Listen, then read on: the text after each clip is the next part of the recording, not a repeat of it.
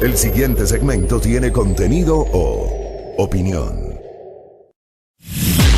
La entrevista en A Primera Hora. Analizamos los hechos del momento junto a sus protagonistas. Muy bien, 7:12, gracias, seguimos. Estamos cerrando esta semana de labores con mucho ánimo, con mucha energía, ya es viernes, el cuerpo lo sabe y los contertulios lo sabemos. 7:12 en la mañana, establecemos un contacto vía videollamada, vía Skype, con el ex canciller de la República, Guillaume Long, que nos atiende a esta hora. ¿Cómo le va? Bienvenido, buenos días, ¿nos escucha? Bienvenido, doctor. Sí, buenos días, muchas gracias por la entrevista, un gusto estar con ustedes. Gracias, doctor. Alexis Moncayo y Fabricio Vela, les saludamos desde el informativo A Primera Hora de Radio Majestad. Le hemos pedido este diálogo, obviamente usted fue canciller de la República, usted tiene además una visión, digamos, más amplia a nivel internacional sobre lo que está pasando, fundamentalmente en la región. Quisiéramos una valoración. ¿Cómo lee Guillaume Long lo que pasó ayer, por ejemplo, en Colombia, lo que pasó en Ecuador en octubre, lo que ha ocurrido en Bolivia con las elecciones y con la salida del poder de Evo Morales, lo que está pasando en Chile, todo el proceso de protestas en Chile? ¿Cómo lee Guillaume Long lo que ha ocurrido y lo que está ocurriendo en la región? Yo creo que obviamente cada cosa tiene su contexto, entonces cada país es diferente y habría que ubicar a cada uno de las protestas, de los desarrollos en cursos en cada uno de los países dentro de su propio contexto. Pero evidentemente también hay un denominador común, hay elementos que son comunes. Yo creo que en general en América Latina en este momento hay dos elementos que son denominadores comunes. El primero es que estamos viendo desde hace unos 3-4 años atrás un retorno muy agresivo del neoliberalismo. Eso significa básicamente el retorno de las recetas de austeridad que fueron practicadas sobre todo en los 90s. Y bueno, los pueblos de Latinoamérica ya no están para eso. En varios casos, en varios países vivieron otra realidad, vivieron incluso a través de gobiernos, vivieron otras políticas a través de gobiernos progresistas que no tenían esta visión neoliberal de recortes, de austeridad, de privatizar, de volver al eje bilateral con Estados Unidos siempre y no preocuparse de la integración.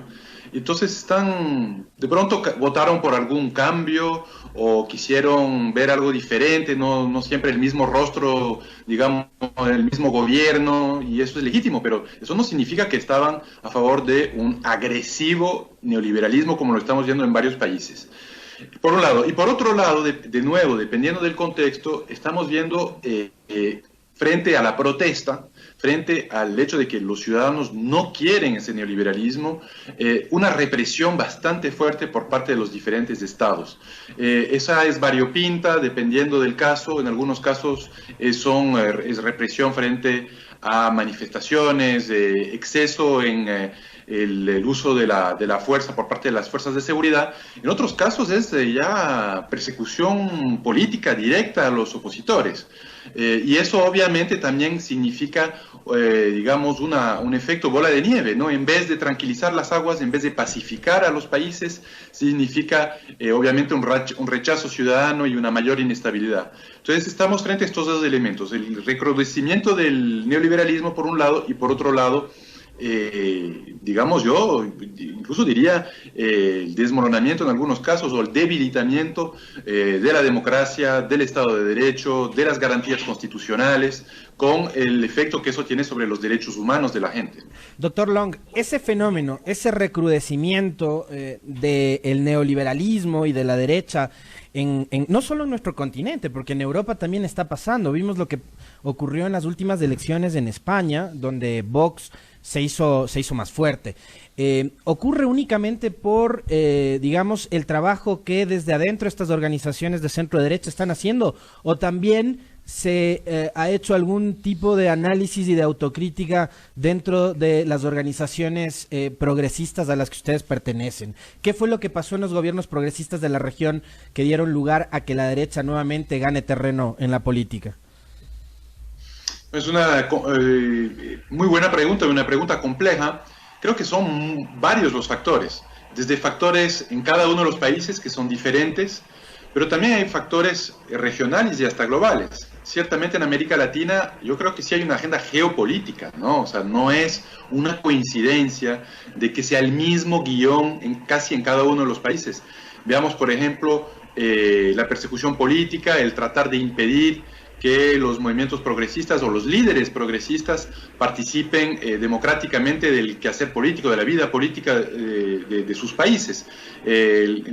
A pesar de que son muy diferentes, Brasil y Ecuador se asemejan mucho en ese sentido, ¿no? El haber tenido Lula en la cárcel para que no gane elecciones, o el tener al movimiento de la Revolución Ciudadana en Ecuador acorralado con la mayoría de sus dirigentes fuera del país, algunos detenidos, otros asilados en embajadas.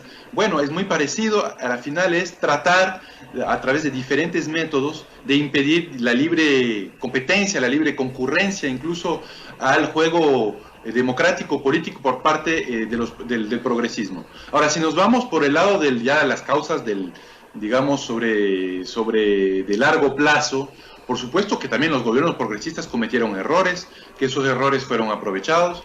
También hay que decirlo, desde el momento en que la izquierda dice, bueno, vamos a jugar al juego de la democracia y vamos a acogernos, pase lo que pase, a los resultados electorales democráticos, a pesar de que sabemos que es una cancha inclinada que va a favorecer a la oligarquía, ¿no? Esa vieja reflexión de la izquierda de que siempre va a competir en condiciones desiguales porque no tiene los recursos, no tiene los poderes fácticos, no tiene los medios de comunicación, etcétera, etcétera. Bueno, pero en el momento que aceptas tú eso como movimiento progresista, como izquierda, sabes que en algún momento vas a perder elecciones. Y si es que pierdes elecciones, pues así es. O sea, simplemente, obviamente, que después de 10 años, o en el Ecuador, o en 13, 14 años en Brasil, en Argentina, o X número de años en X país, llegará la derecha al poder. Entonces, no todo, digamos, también es fruto de errores, sino fruto del desgaste normal e incluso de la alternancia, quizás hasta necesaria, que se debe dar en los países. Ahora, ahí yo le quisiera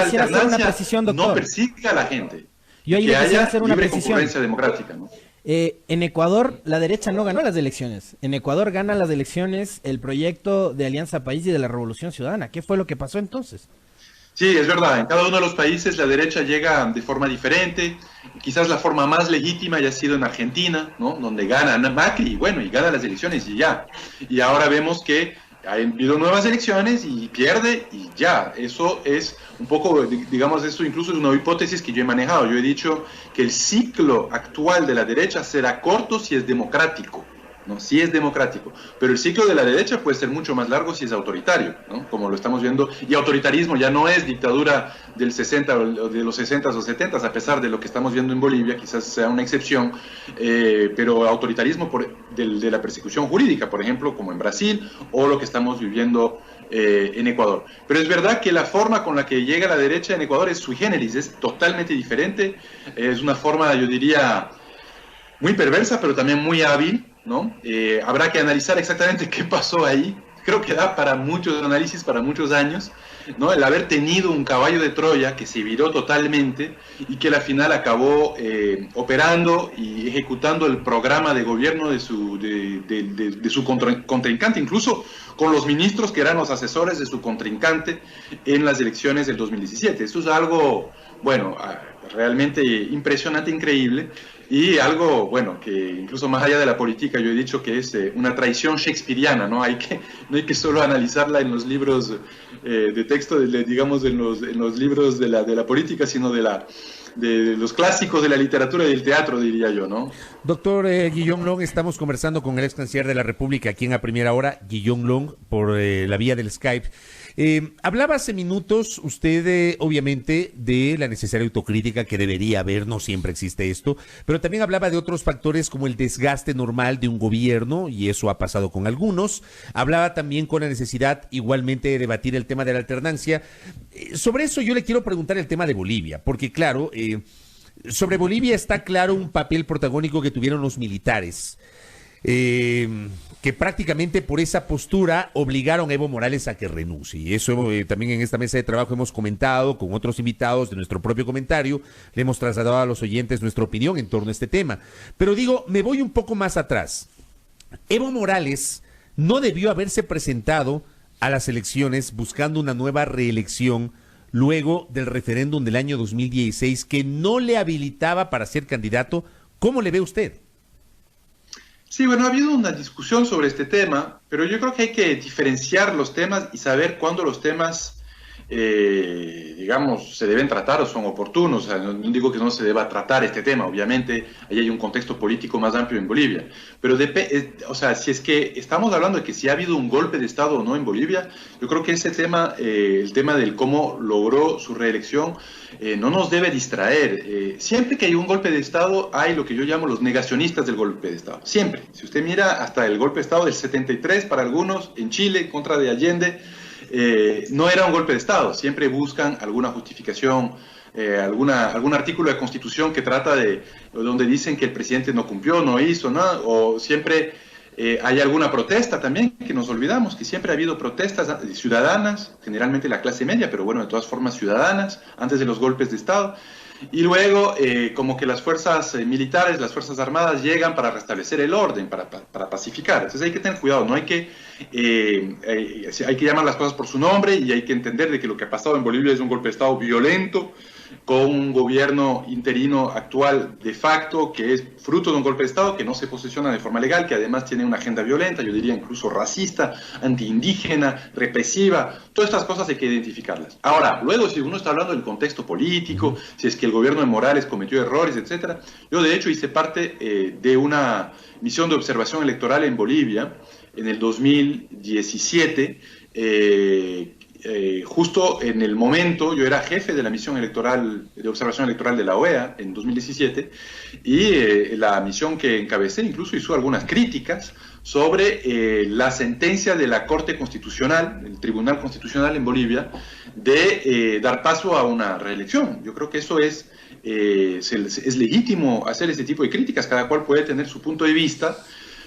Ciertamente no es que esa sentencia era ilegal, ¿no? Dentro del marco constitucional y de legalidad de Bolivia, esa sentencia se la podía hacer y era vinculante más allá del resultado de un referéndum, pero claramente el referéndum, digamos, planteaba un escenario político en el cual esa sentencia se volvía muy complicada, ¿ya? Entonces, eso me parece que está legítimo, que se lo puede decir. También se puede decir que es complicado de que Angela Merkel tenga derecho a la reelección indefinida. Otra cosa es decir que se debería tener un golpe de Estado en Alemania. También se puede decir que la sentencia de la Corte Constitucional, la Supreme Court en Estados Unidos, la Corte Suprema, en el caso Bush contra Gore en el año 2000, haya sido muy complicada y de pronto haya ido en contra de la voluntad del electorado estadounidense. Otra cosa es decir que tuvo que haber habido un golpe de Estado en Estados Unidos en el año 2000. Entonces, yo creo que esas discusiones son válidas, pero hay que tener cuidado que no nos desvíen del tema central. Evo Morales era un presidente constitucional, democráticamente electo, su periodo constitucional no terminaba sino hasta el 22 de enero del 2020, me parece, y fue derrocado burdamente en un golpe que incluyó un amotinamiento policial y a la final un pedido por parte de los militares de que renuncie, tuvo que huir. Yo creo, eso lo vamos a ir descubriendo en los próximos días. Nosotros hicimos, incluso en el centro donde trabajo, hicimos un estudio que ahí la OEA jugó un rol nefasto, incluso creo que participó del golpe poniendo en entredicho los resultados electorales. Yo creo que el paper el artículo científico que hemos escrito nosotros demuestra de que no hay evidencias para demostrar un fraude.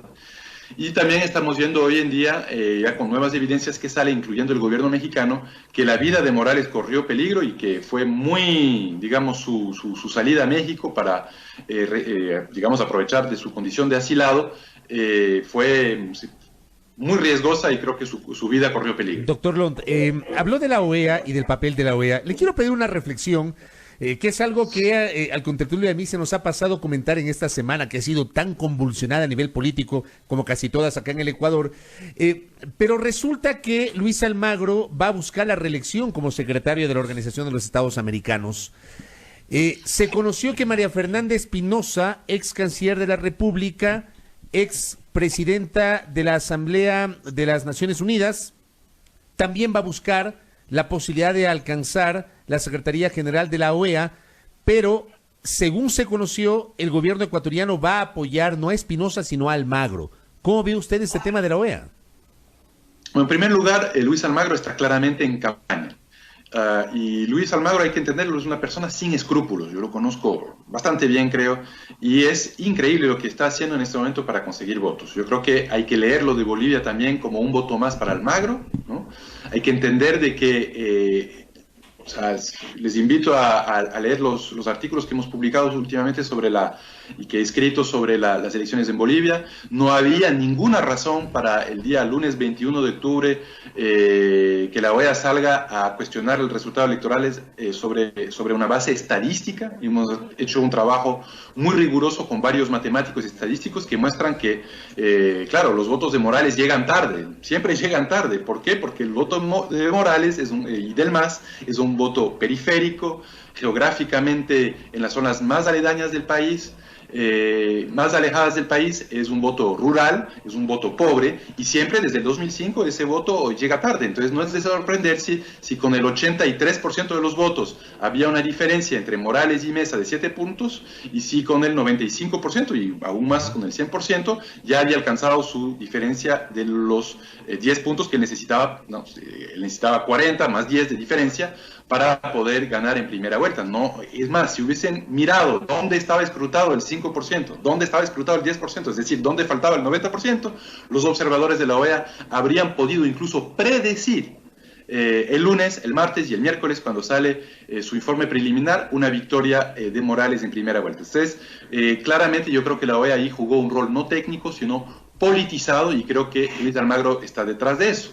Él está contando sus votos y también acaba de conseguir, ya lo ha anunciado Ecuador, el voto de Ecuador, cuando Ecuador no quería a Luis Almagro, porque la OEA en un primer momento, sobre todo durante la consulta popular en el Ecuador, las elecciones de aquellas que fueron tan problemáticas, señaló vicios de constitucionalidad. El informe de observación de la OEA señala de que no pasó la consulta popular por donde tenía que haber pasado, por la Corte Constitucional, no hubo filtro de constitucionalidad, y eso molestó mucho al Ecuador, y entonces no iban a apoyarle a Almagro.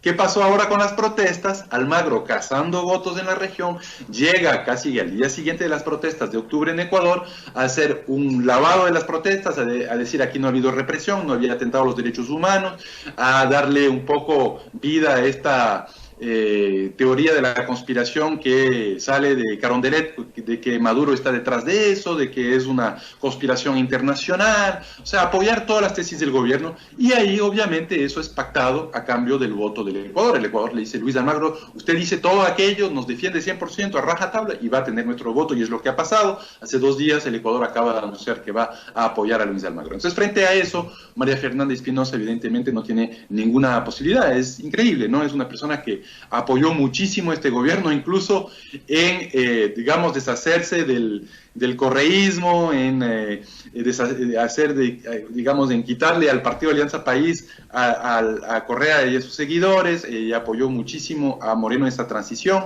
y sin embargo en este momento, digamos, se ve ella misma traicionada por Moreno, que sabemos que no tiene, digamos, ninguna lealtad con nadie. Entonces yo veo difícil la candidatura de Espinosa. Habrá que ver si es que logra, parece que le está apuntando al Caribe, habrá que ver si es que logra suficiente número de países que le apoyan, pero veo difícil la candidatura de María Fernanda Espinosa en este contexto.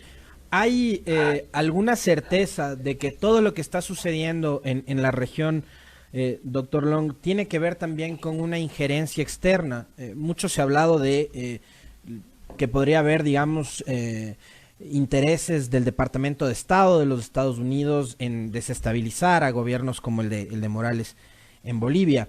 Pero las escuchas de estos días del embajador de Colombia en Washington dan cuenta de que la política exterior del gobierno de Trump no es precisamente la mejor, y que es más, al embajador de Colombia en Washington es a quien le toca mantener el tema de Venezuela latente para que los Estados Unidos volteen a ver a la región. ¿Se puede seguir pensando de que existe una suerte de nuevo plan Cóndor en la región o no? Yo creo que sí. Sin embargo, es importante entender que Estados Unidos no es un actor totalmente homogéneo. Ahí hay muchos diferentes, digamos, primero instituciones, luego obviamente Estados Unidos es un estado gigantesco, con muchas agencias, no es lo mismo el Departamento de Estado que el Pentágono, que el Comando Sur, que la CIA, es decir, hay muchas cosas, y dentro de esas instituciones también es variopinto. Entonces, siempre cuando uno habla de los Estados Unidos como un imperio homogéneo, como le gusta a veces a la izquierda, a veces uno puede cometer errores. Pero claramente, si uno mira, digamos, la actitud de la administración Trump, o sea, es impresionante la felicitación publicada por escrito de la administración Trump, del propio presidente de la Casa Blanca, al golpe de Estado en Bolivia. O sea, creo que celebran, creo que es el verbo que usan, el golpe. O sea, es realmente, incluso para los propios Estados Unidos, un lenguaje muy fuerte. Y yo creo claramente que ellos se armaron de paciencia durante lo que llaman ellos allá la pink tide, la ola rosada, ¿no? Ellos llaman eso porque no es ola roja de los países progresistas en América Latina, porque no era roja, era variopinta, había gobiernos socialdemócratas, en fin, de centro izquierda también. Se armaron de paciencia durante 15 años, más o menos, pero apenas tuvieron una oportunidad para pegar, apenas tuvieron una oportunidad para voltear, digamos, el color político en nuestra región, lo hicieron, aprovecharon cualquier falla, cualquier oportunidad, la caída de los precios de nuestras materias primas, del hecho de que la economía ya no iba como antes, y lo hicieron de diferentes maneras, pero reprodujeron también el patrón del que hablábamos antes de apoyar esta cacería contra la supuesta corrupción, inventándola cuando no existía, o exagerándola o instrumentalizándola cuando sí había. En fin, fueron varias estrategias. Lo que pasa es que en este momento no les ha salido del todo bien. Incluso en algunos países el tema de la corrupción no ha sido suficiente y han tenido que recurrir a lo que no querían, que es la vieja doctrina de seguridad nacional, incluso de guerra interna en algunos países. Veamos el caso del Ecuador, en que ya los últimos presos políticos no es por caso de corrupción, sino por caso de rebelión armada, ¿no? Increíble. Vemos el caso de Chile, donde también hay un poco una doctrina de guerra interna. Lo de Colombia estamos empezando a escuchar voces de la vieja tradición de contrainsurgencia también, queriendo volvernos a traer al terreno de la polarización y de la guerra interna, del conflicto civil, y eso es volver a la Guerra Fría. Entonces, eso no era la prioridad de la derecha en la región, y creo que incluso de los Estados Unidos, pero la prioridad para ellos es acabar con el progresismo, como sea. Entonces, en Bolivia, por ejemplo, Estados Unidos no le perdonó a Evo Morales el haber expulsado a su embajador en el 2008, no volvieron a intercambiarse embajadores desde el 2008, a veces uno no dimensiona eso, llevamos 11 años en Bolivia sin intercambio de embajadores, la nacionalización del gas, una política exterior bastante crítica de los Estados Unidos, etcétera, etcétera. Esperaron, aguantaron, estuvieron al acecho y apenas vieron una oportunidad, entraron con todo, ¿no? La administración Trump entró con todo. Hay que escuchar las palabras del embajador estadounidense en la OEA, es de una agresividad inusitada, y creo que abrieron el champaña en algunas oficinas de Washington, sin duda alguna. Correcto. Doctor, gracias. Valoramos mucho la gentileza de habernos atendido vía Skype en esta mañana. Muy gentil. Muy amable, doctor. Muchas gracias a ustedes. Gracias al doctor Guillaume Long, ex canciller de la República, haciendo una valoración respecto del momento que vive la región a nivel internacional. 7:34.